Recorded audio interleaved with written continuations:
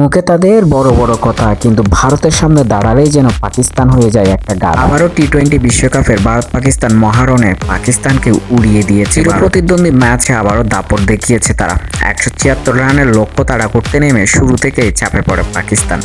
নিয়মিত উইকেট হারিয়ে শেষ পর্যন্ত 114 রানে অল আউট হয়ে যায় বাবর আজমের দল।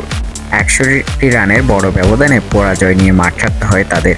এর আগে ব্যাট করতে নেমে দুর্দান্ত ইনিংস খেলেন কিষান। মাত্র 40 বলে 77 রানের জড়ো ইনিংসে ভারতের বড় সংগ্রহের ভিত গড়ে দেন তিনি। তার ইনিংসে ছিল 10টি চার ও 3টি ছক্কা।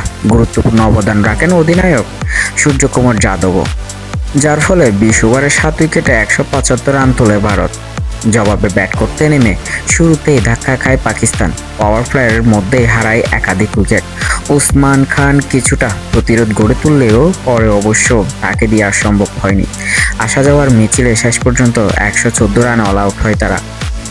বল হাতে দাপট দেখিয়েছেন পাকিস্তানের সাইম আইয়ুব, অন্যদিকে ভারতের বুমরাহ এবং অক্ষর প্যাটেলরা।